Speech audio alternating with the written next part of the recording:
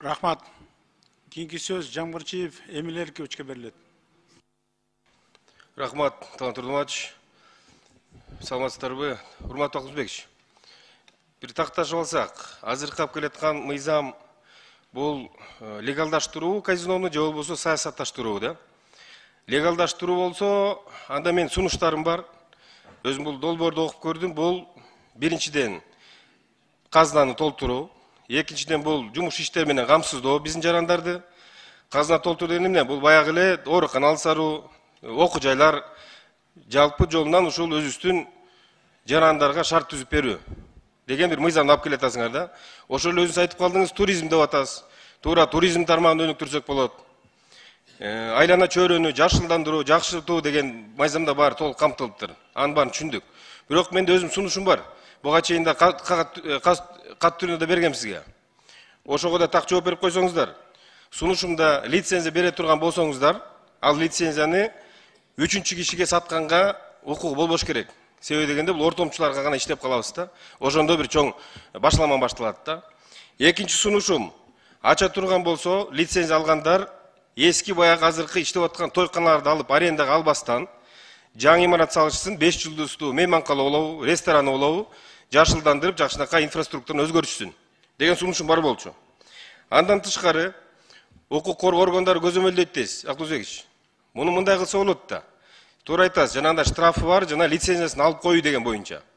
Ал боюнча өздөрү жетекчилери, ошол казино жетекчилери өздөрү кайтарсын.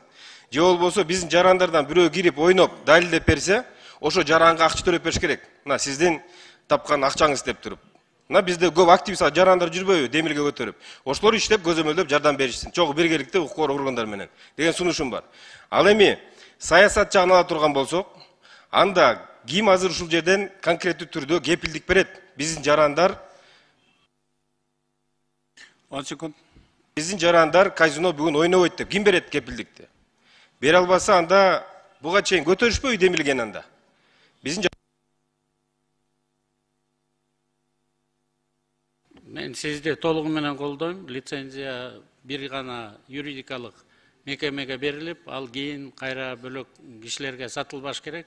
Лицензия кайра өкмөткө келиш керек.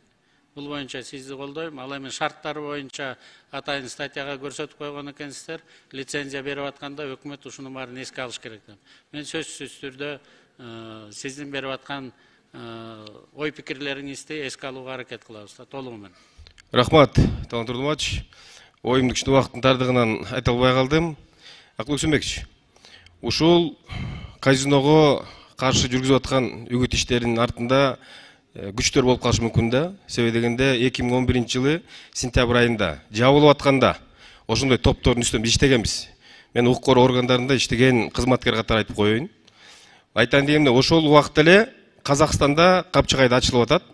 Болгон ушул биздин кумар оюнчулар бар, өтүп кетип атат да. Бүгүнкү күндө мынакей ушул бүгүнкү жыйындан кийин сөзсүз түрдө массалык маалымат каражаттарынан каралоо башталат. Ошолордун үстүнөн иштеп коюш керек. Себеби деген анын баары каржыланат. Мүмкүн митинг кылабыз деп чыккандар да болот, топ-топ болуп, анын артынан да карап көрүңүздөр. Өздөрү болбосо дагы ошонун артында турган чоң үчүнчү күчтөр бар. Акылбекович, мүмкүн бар болушу мүмкүн, эми кепилдик бере албайм. Бул бир маселе. Экинчи маселе болсо, бул столдор боюнча, Акылбекович, тиги мыйзамды карап көрдүм, ар бир столго өзүнчө лицензия беребиз дейсиздер.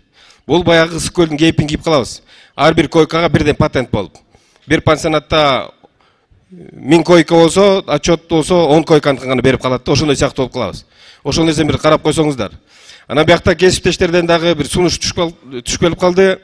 Эмнеге биздин жарандарга кайдыгер мамиле кылбайбыз дагы, тиги чет мамлекеттерге ойното беребиз дейсиздер.